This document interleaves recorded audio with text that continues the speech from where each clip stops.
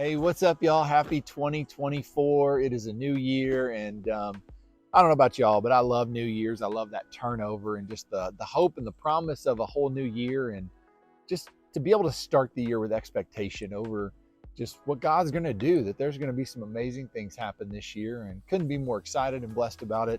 Hope you had a wonderful Christmas and New Year season, and we're face forward and ready to jump into 2024 and got some exciting things to share about 2023. I'll do another video about those things. But anyway, y'all, so thankful to have you join us. My name is Jason, one of the chaplains and directors with INDYCAR Ministry, and we're going to continue our journey through the book of Luke. We are in Luke 7, verse 33 through 35 today. Now, if y'all remember, we spent the last probably month looking at John the Baptist's life. You know, John the Baptist, incredible man. And last week, if you happen to check the video out, Jesus had a very stinging rebuke for the religious experts. And this week's no different. He's going to continue that rebuke.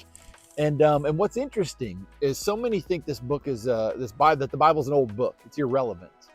And this book is very timeless, and it's very timely, because the same tactics the religious leaders used back then against John the Baptist and Jesus are the same things we see happening today in the media. It's crazy.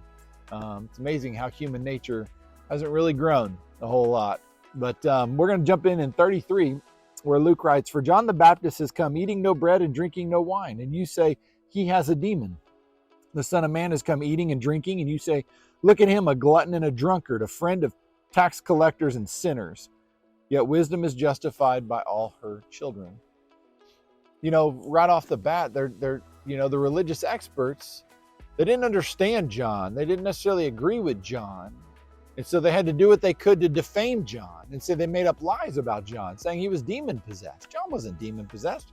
Are you kidding me? John pointed thousands to the Messiah.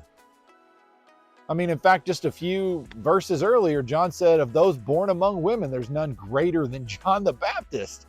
And the religious experts are saying, well, he's demon possessed. And then, of course, you look at Jesus. They said that he's a glutton and a drunkard because of the people that he was around, because Jesus spent time with tax collectors and sinners. So they instantly defamed him because of the company that he kept and the people he hung around to be present with. And it's really no different today. The truth is, if you are living for the Lord and you are living into your purpose in the Lord, people are always going to have something negative to say. Always going to have something negative to say. I mean, look at our media. We're heading into an election year. God help us. I mean, seriously, God help us. It's a mess. And it's all exposed, right? We know that the media is a mess. It doesn't matter what side of the aisle you're on. Truth is very subjective anymore. Truth is very subjective, except for this book. This book is black and white, God's truth. And so I just say that to say, you know what? When you live your life for the Lord and you're living your life with purpose, you're going to have naysayers. There's going to be people that don't agree with you. There's going to be people that talk behind your back. There's going to be people that make up lies and all of that. And if I could just encourage you today, keep going. Keep going. Keep living for the Lord. Keep shining the hope of Jesus, whether that's at your work, with your friends, wherever that's at.